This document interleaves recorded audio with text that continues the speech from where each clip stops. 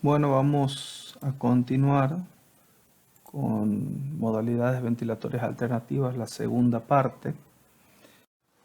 Vamos a ver ahora modos ventilatorios duales, es decir, que aquí hay intercambio de las variables de control entre volumen y presión, y estas pueden cambiar en el mismo ciclo respiratorio o en ciclos diferentes. Vamos a ver primero aquellas que cambian en el mismo ciclo respiratorio. Y vamos a ver una que es VAPS, presión de soporte con volumen asegurado. Parece muy atractivo setear una presión de soporte y que el volumen sea el que uno decide. El operador, en este caso, va a programar frecuencia, presiones, PIP, FIO, trigger y un objetivo o target, que es un volumen mínimo deseado. Este modo puede ser usado como presión de soporte con volumen asegurado o presión control con volumen asegurado. Cambiará el parámetro de ciclado. Si es presión control, ciclará por tiempo; si es soporte, ciclará por flujo. Fuera de eso, funciona de similar manera. Si es presión soporte, que es del cual vamos a hablar, el esfuerzo inspiratorio parte del paciente y el aparato determina si con la presión seteada se alcanzó o no el volumen objetivo. Como es un modo limitado por presión, al desacelerarse el flujo y llegar al 25% donde debería ciclar, una vez que llegó al 25%, si el volumen no es alcanzado, lo que va a hacer el respirador es inmediatamente cambiar esa onda desacelerada a morfología constante o cuadrada e inyectar el volumen que falta para alcanzar el objetivo. Es decir, cambia a un modo volumétrico inmediatamente. Alarga el tiempo inspiratorio según la cantidad de volumen que necesite inyectar. Por supuesto, aquí la presión ya no permanece constante y la presión se eleva, por lo que setear adecuadamente las alarmas de presión es de suma importancia. Entonces, si analizamos las variables de fase, aparece una variable nueva que no conocíamos, que es la variable target o objetivo. Es un modo dual, controlo presiones y volumen. El trigger, en este caso como es soporte, lo define el paciente. La variable límite inicialmente es la presión, pero mi target u objetivo es el volumen. Y cicla por flujo o por volumen porque es un modo de presión de soporte. Ahora, si el volumen, ¿sí?, el target no es alcanzado, la presión deja de ser el límite. Es decir, la presión va a superarse, ¿sí?, con tal de alcanzar el objetivo. Y aquí podemos ver un ejemplo. En este ejemplo, ¿sí?, el flujo llega casi a 60 litros, baja el 25% del flujo inicial y el target, que está fijado en 600 mililitros, es alcanzado sin problema con una presión de 20 centímetros de agua. Pero en este segundo ejemplo, ¿sí?, la presión se eleva a 20 centímetros de agua, pero el volumen no es alcanzado, ¿sí? El flujo cae al 25% y pasa a onda constante y se inyecta la cantidad de volumen que le falta para alcanzar el objetivo. Por lo tanto, en ese momento las presiones se elevan, ¿sí?, y el parámetro límite, ¿sí?, que era la presión, deja de ser límite porque es superado. Aquí puede verse también, entonces, con los cambios de complacencia del sistema, ¿sí?, este modo va siempre a alcanzar el volumen deseado, pero no lo va a hacer necesariamente modificando la presión soporte, sino inyectando el volumen que falta que en consecuencia va a generar un aumento de las presiones y por supuesto prolongación de los tiempos inspiratorios. Bueno, aporta un soporte ventilatorio, puede ser parcial o completo. Fue diseñado para no tener que monitorizar, pero si no alcanzo los objetivos, las presiones suben, los tiempos se alargan, así que el monitoreo va a ser necesario. Es verdad que el volumen corriente permanece constante y previene la hipoventilación, pero puedo obtener volúmenes seteados en situaciones clínicas desfavorables, por ejemplo, respiración rápida y superficial. Hay que setear bien las alarmas de presión y de frecuencia. Si se setea el volumen en forma inadecuada, demasiado bajo, puedo obtener fatiga por parte del paciente, y si es demasiado alto, obtengo un soporte total y es como ventilar el paciente en forma controlada. Entonces, es un modo que en realidad no ofrece muchas ventajas. Las variables de control que vamos a programar un volumen tidal, el objetivo, lo que deseamos, y generalmente está por debajo de lo que debería ser para que el paciente tenga un esfuerzo de soporte. 80% del volumen total deseado para el peso del paciente.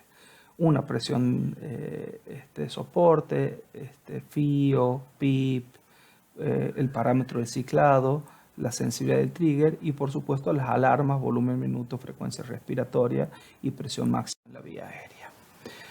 Vamos a ver aquí algún ejemplo. Por ejemplo, en este caso, con la presión necesaria se alcanzó, ¿sí?, el volumen objetivo. Aquí el volumen objetivo no se alcanzó, ¿sí?, así que pasé a onda constante, inyecté más volumen y las presiones se elevaron. Lo mismo pasó en esto. Por supuesto, el tiempo inspiratorio del primer ejemplo con el tiempo inspiratorio del segundo ejemplo son muy diferentes. Aquí se alargaron los tiempos inspiratorios y se elevaron las presiones.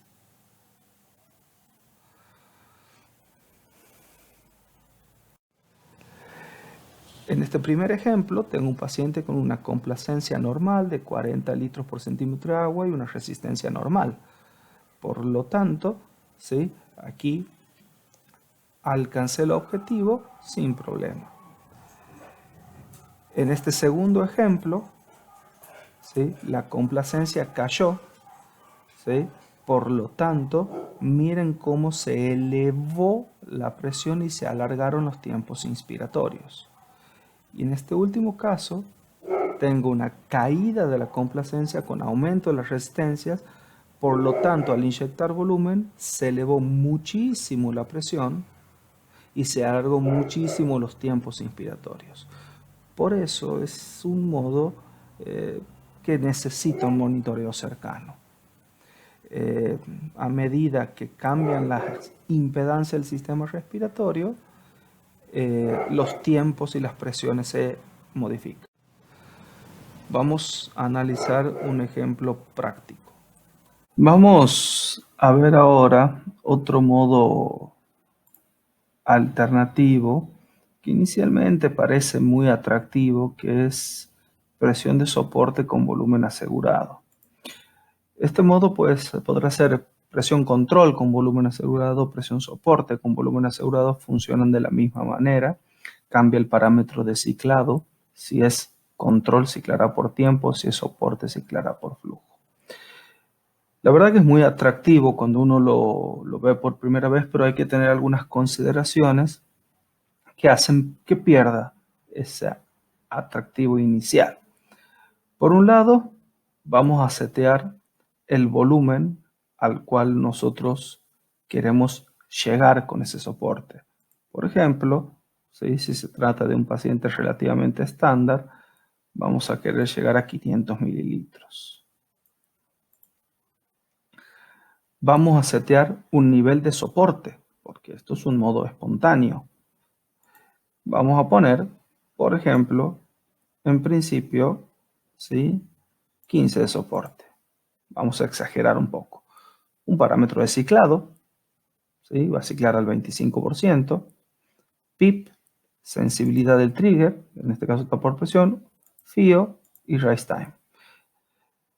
Entonces, tengo mis variables de control, yo controlo la presión, pero tengo la variable target, debo llegar a 500 mililitros.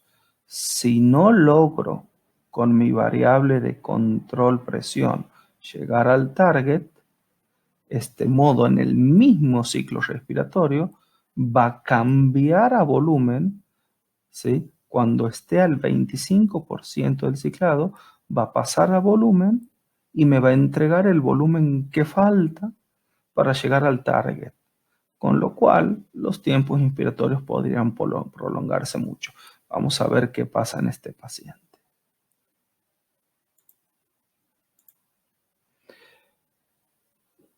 Entonces, con mis 15 de presión soporte más 5 de PIB, tengo 20 de presión máxima en la vía aérea. Y sin ninguna dificultad con esta presión, estoy llegando al target. Genero 600 mililitros de volumen. Entonces así no tendré absolutamente ninguna dificultad. Entonces vamos a bajar el soporte a 10.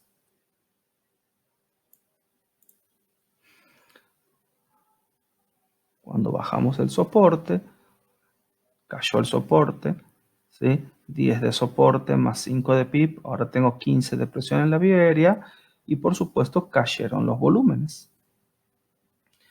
Ahora estoy justo a nivel del target.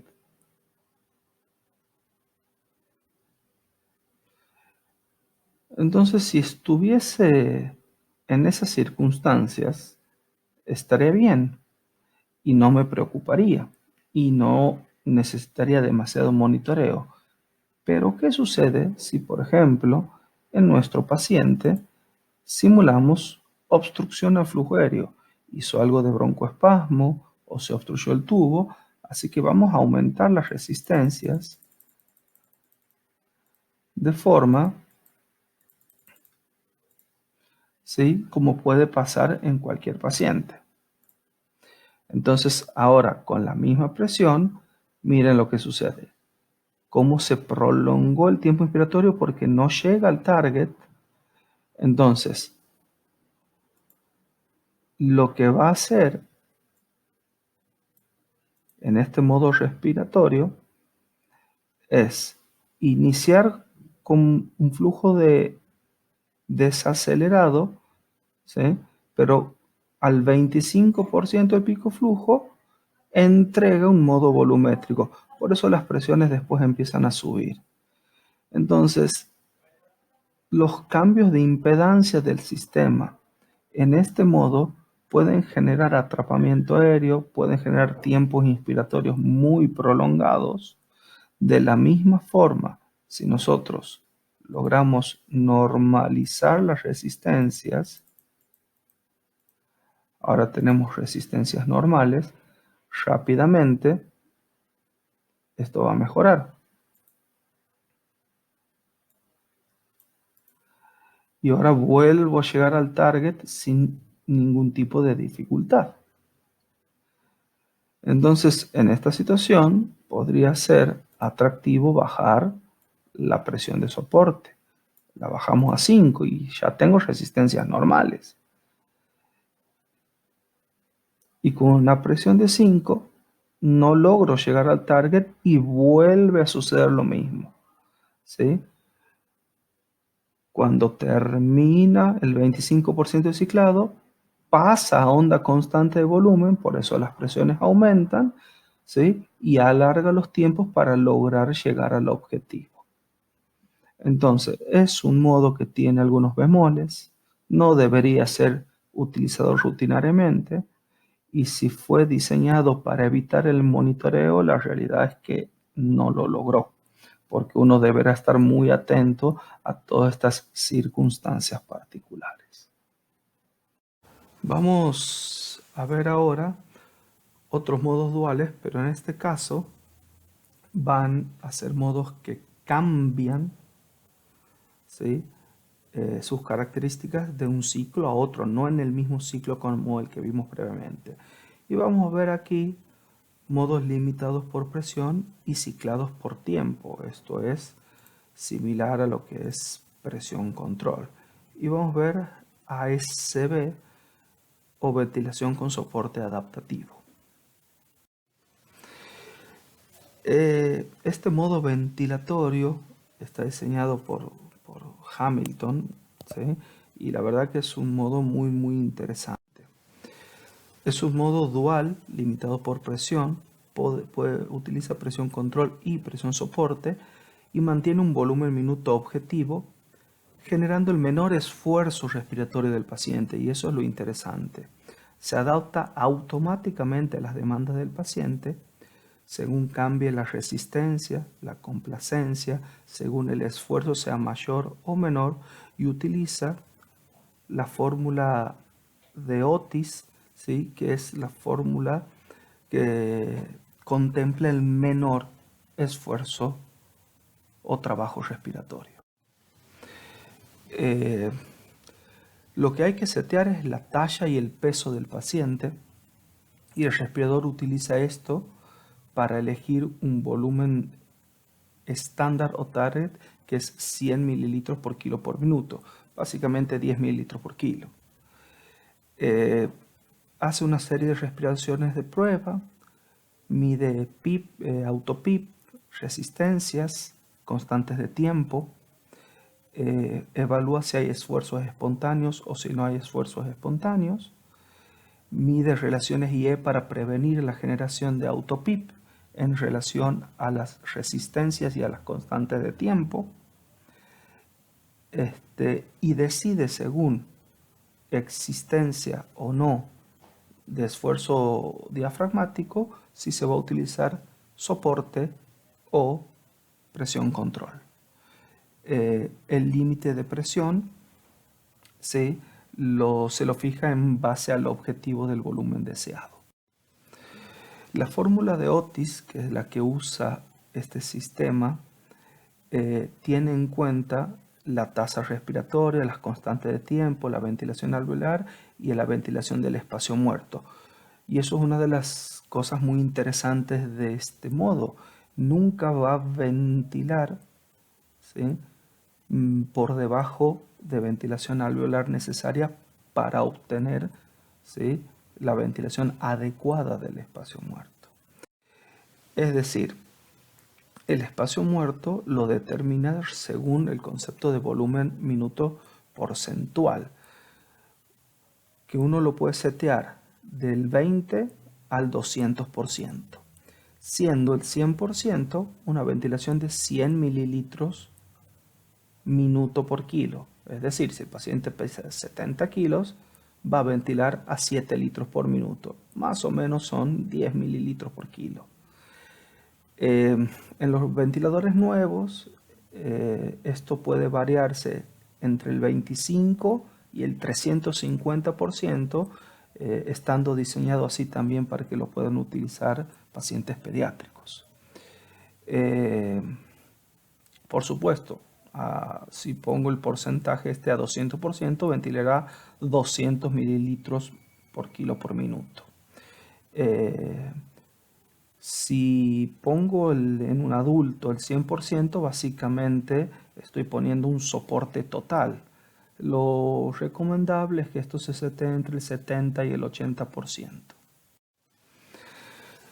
El respirador entonces realiza las respiraciones de prueba, mide PIP, autopip, distensibilidad, determina la existencia o no de ventilaciones espontáneas, mide relación IE, y una vez que está determinado todo esto, calcula el espacio muerto según la talla, el peso del paciente, y jamás va a permitir ventilaciones menores a 22 mililitros por kilo por minuto, que es la ventilación mínima para asegurar una ventilación alveolar y evitar hipercapnia. Y en base a la fórmula de Otis va a decidir frecuencia, volumen corriente, tiempo inspiratorio, qué presión se va a utilizar y relación IE. Se puede utilizar en cualquier paciente: paciente sedado, paciente sin sedación, EPOC, distrés, en proceso de weaning. Es un modo inteligente, así que puede utilizarse en cualquier tipo de paciente. asegura un volumen corriente y un volumen minuto adecuado, genera un mínimo de trabajo respiratorio, la ventilación se adapta al paciente, se puede hacer destete con este paciente sin ningún tipo de problema. El volumen minuto va variando según la demanda del paciente y genera una adecuada distribución del gas y cambia las características ventilatorias, respiración tras respiración, según la demanda que tenga el paciente. No se puede ajustar las características de la fórmula de Otis en términos de espacio muerto. Esto no está totalmente determinado, pero dicen que como genera tan poco trabajo respiratorio, podría generar falla muscular. Puede haber alguna alteración en términos si en pacientes pequeños con vías aéreas muy pequeñas y resistencias elevadas, ¿sí? Y en los pacientes EPOC a veces es difícil lograr tiempos expiratorios prolongados, por lo que podrían generar algo de autopip, aunque la experiencia en EPOC es buena. Si la demanda del paciente aumenta mucho, ¿sí? Puede generar una disminución del soporte. ¿Qué vamos a programar? La verdad que muy poco. Tenemos que informar el peso, el volumen minuto porcentual, y la FIO y la PIP, la sensibilidad del trigger y nada más. Y setear adecuadamente las alarmas. Dentro de la interfaz gráfica del Hamilton C6 o del Galileo, que son todos de la misma empresa, te ofrece la caja de seguridad, donde, según la fórmula de Otis, para lograr el menor trabajo respiratorio, en las ordenadas se va a poner el volumen y en las abscisas la frecuencia respiratoria. Entonces voy a tener una frecuencia máxima y mínima que no debo, ¿sí? Rebasar, y un volumen máximo y mínimo que tampoco debo rebasar. Siempre que el paciente se mantenga dentro de esa caja de seguridad, estarás ventilando en forma adecuada y protectiva y con una mínima demanda ventilatoria. De todas formas, dentro de esa caja hay un objetivo ideal. Entonces el objetivo ideal está marcado, ¿sí? Y el respirador va a intentar llevar el paciente hacia el objetivo, intentando modificar frecuencias y volúmenes. Siempre intentando mantener al paciente dentro de la caja de seguridad. ¿Sí? Esta es la interfaz gráfica de los respiradores Hamilton más antiguos. ¿Sí? Es un modo asistido, es controlado por presión, es un sistema automático e inteligente y se adapta a los cambios de la impedancia del sistema respiratorio y el patrón respiratorio del paciente.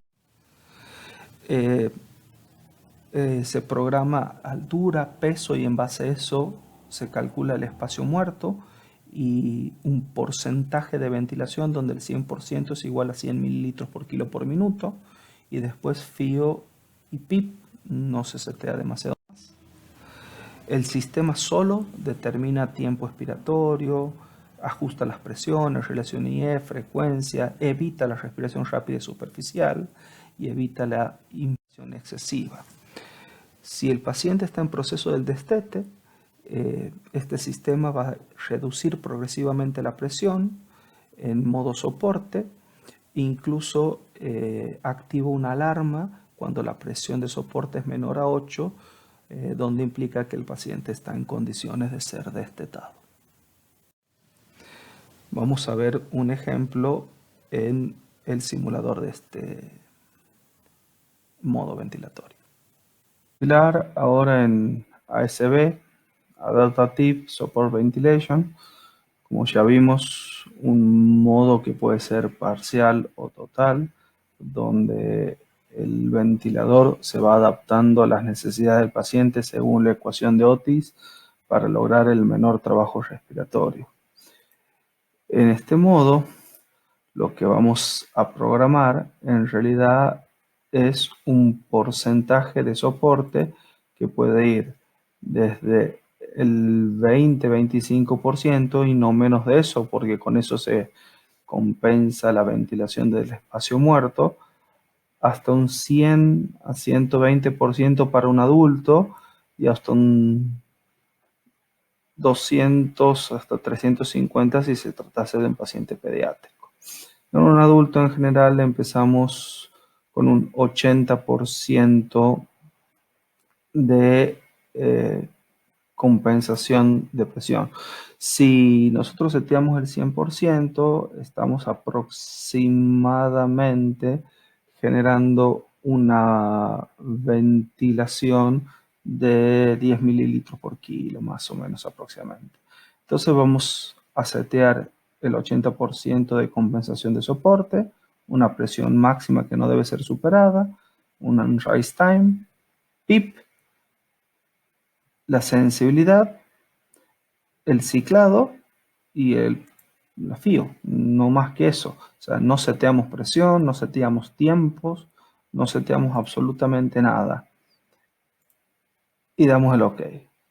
Y lo que vamos a ver es que se va a generar lo que llamamos una caja de seguridad, donde se va a ver volumen y frecuencia, donde tengo un target y mi paciente.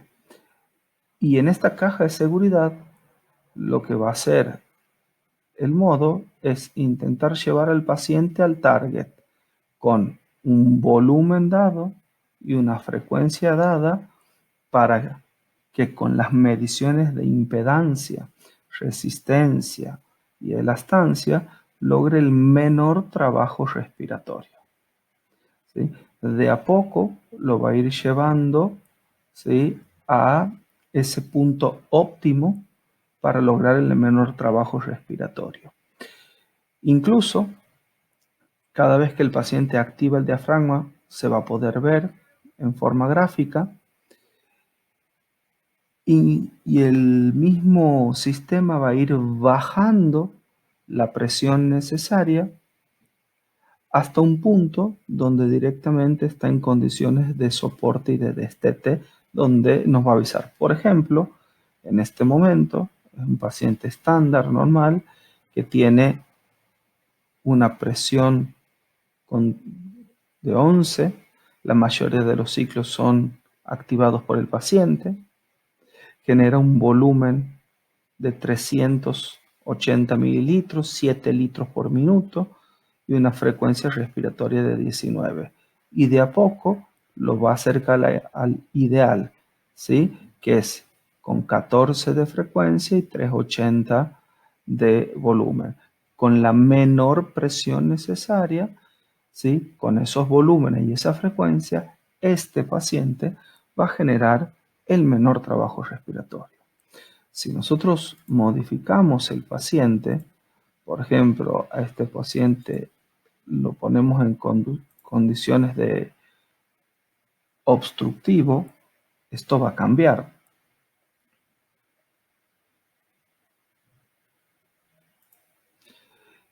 Y la caja de seguridad cambia.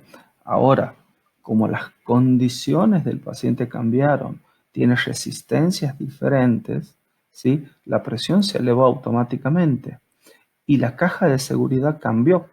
Es decir, ahora se pretende 9 de frecuencia respiratoria y esto es lógico, se pretenden expiraciones más prolongadas con un volumen un poquito más alto. Entonces, directamente al cambiar las condiciones del sistema, el aparato mismo cambia las características de la ventilación. Si nosotros le damos más o menos porcentaje de apoyo, se va a ver cómo eso va a tener impacto en los volúmenes. Por ejemplo, vamos a llevarlo a 120 de apoyo y vamos a ver cómo los volúmenes corrientes, ¿sí?, van a empezar de a poco a elevarse. ¿Sí? El paciente incluso puede salirse de la caja de seguridad, cosa que no sería conveniente. Lo mismo pasa si nosotros, ¿sí?, le damos un apoyo muy inferior a lo necesario. ¿sí? Los volúmenes van a empezar a caer y el paciente se aleja, ¿sí?, del punto óptimo de la seguridad. Por eso, lo ideal es mantenerse entre el 80 y el 100-120% para mantenerse en un modo seguro. Este es realmente un modo útil, se puede usar en pacientes obstructivos, en pacientes distresados, en pacientes en proceso de destete. Es un modo inteligente y la verdad que tiene muchas ventajas. Continuamos con las modalidades ventilatorias duales y continuamos con PRVC, ventilación controlada por volumen pero regulada por presión. Está limitada por presión, ciclada por tiempo, puede ciclar por flujo porque puede funcionar como presión control o presión soporte. Y aquí aparecen algunas diferencias con lo que estamos acostumbrados a trabajar en forma normal. Si bien está controlada el volumen o el operador controla el volumen, el trigger puede ser por el paciente o por tiempo, según funcione como soporte o como presión, pero el límite es la presión. Entonces controla el volumen, pero se limita la presión y esto es lo que lo hace un modo dual. El target es lograr la menor presión necesaria para llegar al volumen deseado y cicla por tiempo. Todas las respiraciones son activadas por el paciente, limitadas por presión y cicladas por tiempo, y se prefija un volumen deseado. Cuando se detecta un esfuerzo, el paciente inicia una respiración de prueba con una presión límite de 5 centímetros de agua, se mide el volumen inspirado y se calcula complacencia. Las siguientes 3 respiraciones se suministran una inspiración igual al 75% de la presión calculada para generar el volumen deseado, y con cada respiración siguiente se utiliza el cálculo de distensibilidad para ir modificando el volumen hasta llegar al volumen objetivo. De respiración en respiración, el cambio de presión no suele superar los 3 centímetros de agua y puede variar entre 0 y 5 centímetros de agua, siempre por debajo del nivel de alarma, por lo cual es fundamental setear adecuadamente el nivel de alarma. Entonces hay que adecuar la programación de presión máxima de alarma y el ciclado es por tiempo. Aquí se puede ver cómo la primera respiración es una respiración de prueba con 5 centímetros de agua, donde se evalúa la posibilidad de llegar al volumen deseado, se eleva la presión para entregar mayor volumen si no se llegó al objetivo. La máxima presión posible son 5 centímetros de agua por debajo de la presión máxima seteada como alarma de presión máxima, y se entrega una respiración volumétrica, ¿sí?, en cada tiempo determinado con intención de calcular distensibilidad, de calcular características del sistema respiratorio. Cuando el volumen debe ser evaluado, del volumen corriente es evaluada la presión necesaria para alcanzarlo y siempre se mantiene la mínima presión para lograr el volumen objetivo. Por eso, si bien controlo el volumen, se limita la presión, pero el operador no setea una presión control. Si el volumen aumenta, la presión desciende, ¿sí? Cuestión de adaptarse a las necesidades del paciente. Se puede ver cómo, ¿sí?, se va generando mayores presiones para lograr mayores volúmenes y viceversa dependiendo de los esfuerzos respiratorios de nuestros pacientes. Siempre, ¿sí?, se va a empezar con una respiración de 5 centímetros de agua de prueba y se va a ir subiendo no más de 5 centímetros de agua por debajo del límite de presión, y entre respiración y respiración se podrá ir ascendiendo o descendiendo de a 3 centímetros de agua. Eso se hace en forma automática para lograr el volumen deseado. Se puede utilizar en situaciones donde se necesita una presión estable, una presión media estable y mínima para lograr un volumen objetivo, como puede ser una fístula broncopleural. Las ventajas, bueno, mantiene una presión mínima ¿sí? Mantiene un volumen constante, el paciente genera bajo trabajo y cuando el paciente maneja una frecuencia desacelerada del flujo, mejora la distribución del gas. Hay gran variación, ¿sí? La presión media en la vía aérea puede generar o empeorar la autopip generando un patrón de respiración rápido y superficial ante circunstancias como fiebre o mayor demanda ventilatoria. Mal tolerada, si no hay algo de sedación, puede generar asincronías. Entonces, en este caso, en este ejemplo, se puede ver primero la ventilación de prueba, donde se sacan las características de la impedancia del sistema respiratorio del paciente. ¿Sí? En este primer caso ya se hizo la prueba y se denotan esfuerzos inspiratorios, ¿sí? Y con estos esfuerzos inspiratorios, ¿sí? Lo que se va a hacer es ir modificando las presiones porque el esfuerzo empieza a ser menor. Esto puede ser obra de sedación y con menor esfuerzo hay menor flujo, por lo tanto, para lograr el objetivo, que cayó el volumen, se deberá ir aumentando las presiones con intención de mantener el volumen objetivo o el target. Otro modo que en algún momento también estuvo muy presente y muy de moda es PRBC. En este modo, lo que se va a intentar es un modo que, si bien está limitado por presión, la presión va a variar en términos de impedancia del sistema. Es decir, lo que va a hacer primero este modo es ventilar por volumen para medir las características del sistema respiratorio.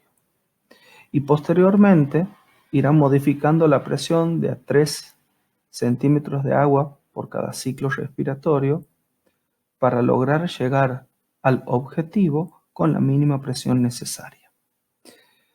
Entonces, es un modo limitado por presión donde no seteamos presiones. Vamos a setear un target, ¿sí? Entonces, si mi paciente masculino de peso estándar, ¿sí? Vamos a poner PRBC. Ahí está. ¿Sí? Y vamos a setear, por ejemplo, 500 mililitros de objetivo. Un segundo de tiempo, ¿sí? Frecuencia respiratoria de 12, PIB de 5, FIO de 50 y no seteamos presión. Y este es un paciente estándar. Entonces, damos OK y como van a ver, la primera ventilación es en volumen, hizo una pausa, midió presión estática, midió presión plató y después volvió a medir aquí y después de esas mediciones iniciales empieza a ventilar en presión y decidió que la presión necesaria para lograr el objetivo inicialmente era 15, bajó a 13 porque está por encima del objetivo, bajó a 12 porque está por encima del objetivo y lo que nunca va a hacer es subir la presión por encima del nivel de alarma. Así que una de las cosas que hay que tener bien es seteado el nivel de alarma, siempre por debajo de presión estática. Entonces, con 12 de presión, ¿sí? En realidad es 12 de la presión máxima en la vía aérea, ¿sí? Estamos logrando el objetivo.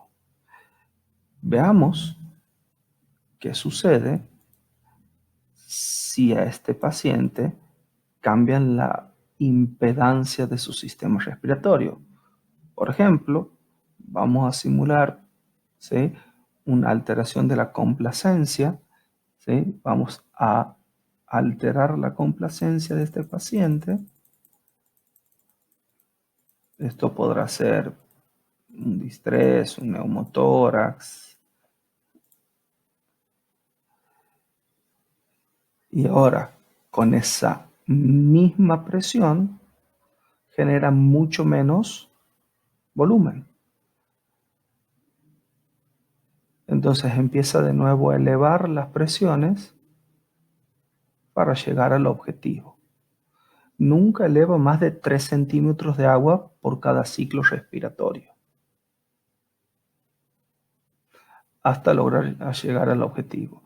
Cada determinado tiempo vuelve a hacer un ciclo volumétrico para corroborar las características de la impedancia del sistema respiratorio. Entonces ahora necesita más de 20 centímetros de agua para lograr el objetivo. Por ejemplo, si en este paciente decido bajar el nivel de objetivo y lo bajamos a 400 mililitros,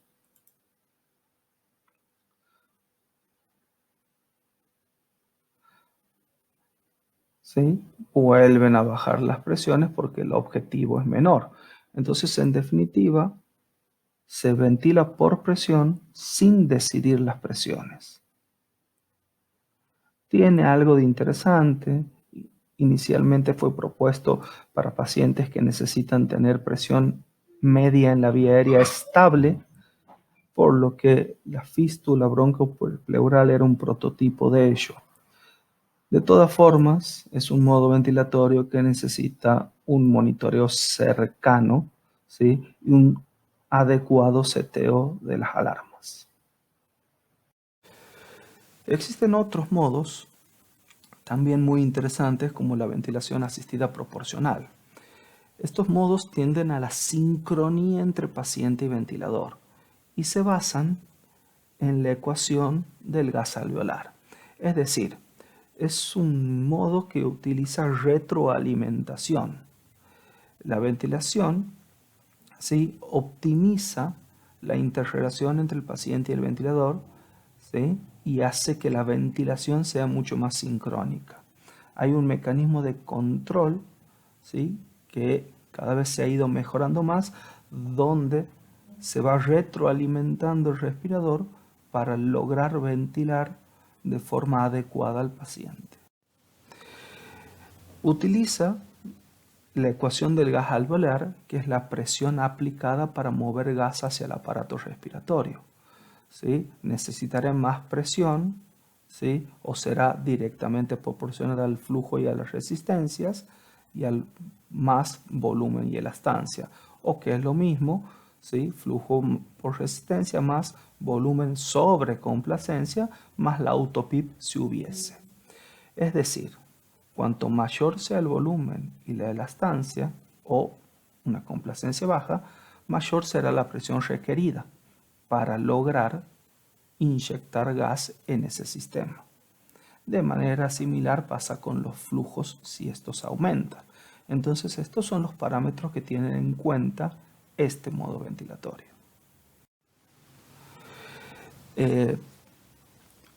Es un modo que permite ir variando las presiones a medida que el trabajo respiratorio del paciente va cambiando.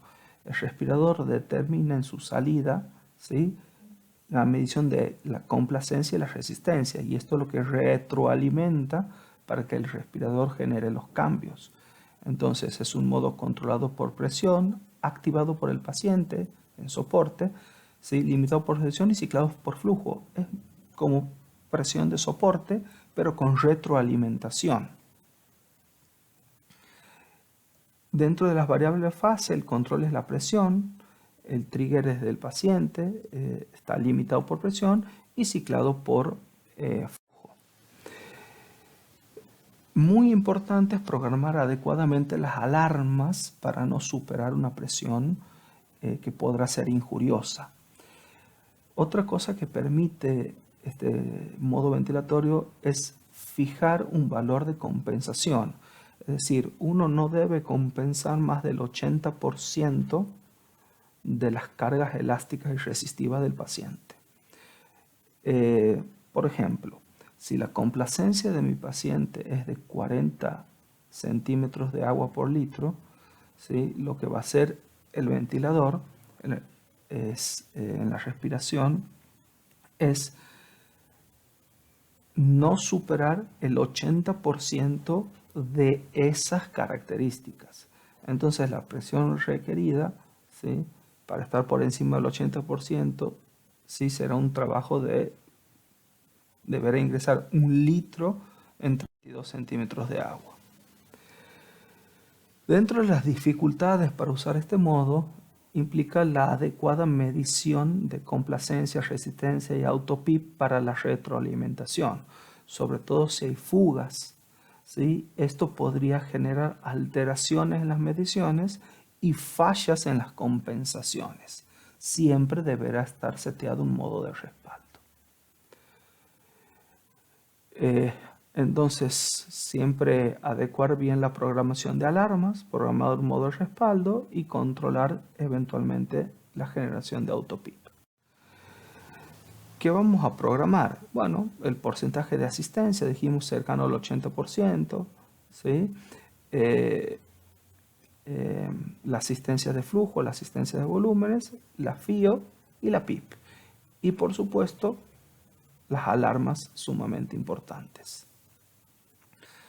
No hay ninguna razón para sobrecompensar o compensar más del 80% de las características elásticas y resistivas del paciente.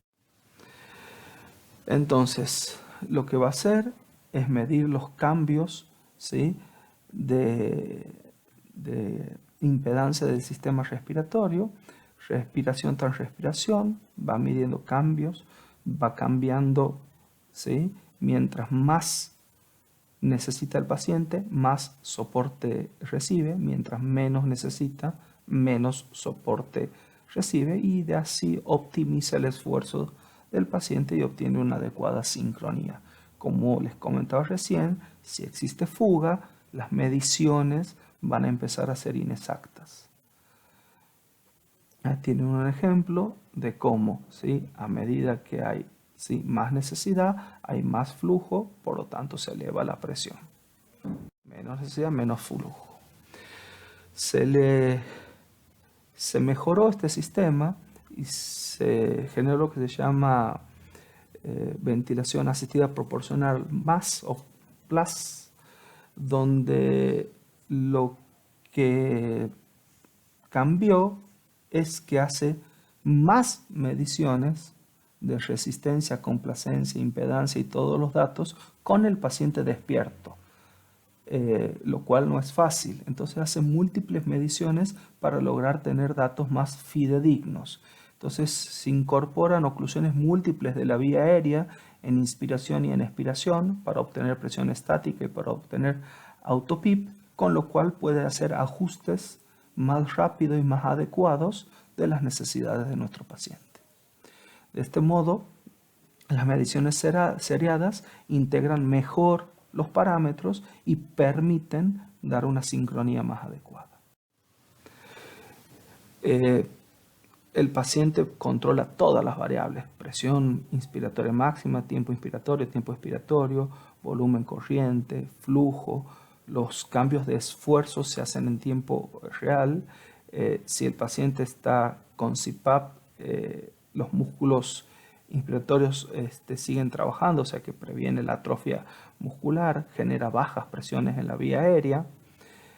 Si el paciente debe tener drive espontáneo, la variación de volumen y opresión entre máxima y mínima deben estar bien seteadas a nivel de las alarmas, ¿sí?, por lo que es fundamental el adecuado seteo de las alarmas.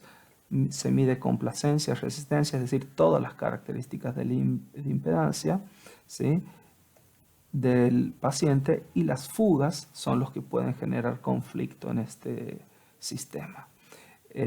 Podría generar autopip y aumento de esfuerzo en causa de fugas. Se puede utilizar en pacientes con trabajo respiratorio aumentado por enfermedad pulmonar, en pacientes con grandes asincronías y en pacientes en proceso de destete. Aquí tenemos un ejemplo, por ejemplo, un paciente con ventilación asistida proporcional más, con un 90% de compensación, y como ustedes ven, ¿sí?, aquí tengo la presión diafragmática, un gran esfuerzo diafragmático, lo que tiene es una gran presión con generación de mayor flujo y mayor volumen, ¿sí? Y aquí lo que hizo es medir el sistema, ¿sí?, midió la complacencia y lo que hizo es bajar las presiones porque había un volumen demasiado elevado.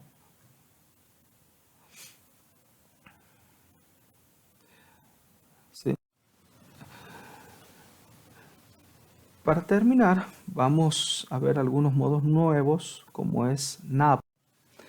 NAVA es ventilación mecánica asistida, donde utiliza la actividad eléctrica del diafragma como control del ventilador, tanto para el ciclo inspiratorio como para la magnitud, ¿sí?, de la asistencia, y para la expiración también.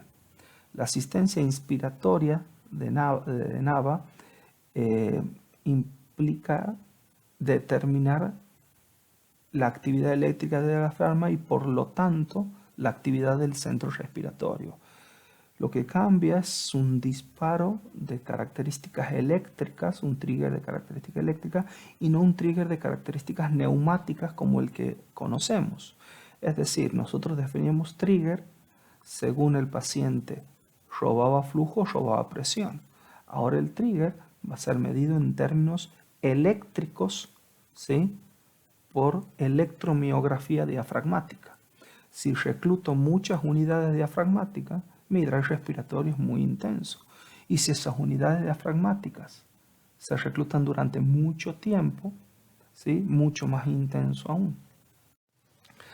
Entonces, ¿sí?, el disparo, ¿sí?, es más bien neuronal y no neumático, y la actividad eléctrica refleja el grado de reclutamiento de motoneuronas, ¿sí?, y su frecuencia de disparo. Así que esta es la señal que utiliza NAVA para saber cuándo disparar, con qué intensidad dar soporte y cuánto debe ser el tiempo inspiratorio y expiratorio. Si recluto muchas unidades diafragmáticas con mucha actividad eléctrica y durante mucho tiempo, necesitaré más presión, más tiempo inspiratorio, mayor soporte ventilatorio. Así que pareciera ser un modo ideal. Entonces ya no se utiliza el disparo neumático en este caso, sino que se utiliza un disparo por actividad eléctrica diafragmática. Lo que se coloca es una sonda nasogástrica donde tiene varios electrodos que quedan a nivel del diafragma, y son estos electrodos los que van a censar la actividad eléctrica diafragmática. Esta sonda, por supuesto, es descartable y tiene un costo elevado, por lo que hace difícil la utilización de este sistema en nuestro medio. La actividad eléctrica permite medir directamente el tiempo neural inspiratorio, a diferencia de los otros modos neumáticos. El tiempo inspiratorio inicia cuando inicia la actividad eléctrica, ¿sí?, sobre el tiempo expiratorio previo. La actividad eléctrica expiratoria del diafragma en condiciones normales es mínima, es decir, es pasiva. Pero si hay actividad eléctrica, ¿sí?, por activación de los músculos expiratorios, esto puede ser censado también. Como decíamos, a diferencia de los modos neumáticos, esta actividad eléctrica es mucho más precoz, por lo tanto genera menor cantidad de asincronías, no se ve afectada por fugas, no se ve afectada por ningún artefacto. Sí hay que tener presente que esté bien colocada la sonda con los electrodos para evitar censado de la actividad eléctrica cardíaca. Habitualmente el umbral de detección se fija entre 0,1 y 2 microvoltios de actividad eléctrica. Durante la utilización de este modo, el disparo neumático puede seguir activado, de tal forma que si por alguna circunstancia falla el sensor de actividad eléctrica, el disparo neumático por flujo o por presión sigue funcionando. ¿Cómo se fija el nivel de presión, ¿sí?, de disparo? Bueno, en realidad se fija automáticamente, pero en base a una ecuación donde se ve la presión inspiratoria máxima va a estar definida por NAVA por la actividad eléctrica diafragmática máxima menos la mínima más pi. Y en base a eso automáticamente fija la actividad de disparo. El criterio de ciclado es cuando la actividad eléctrica se ha reducido un 70% y ahí empieza la expiración.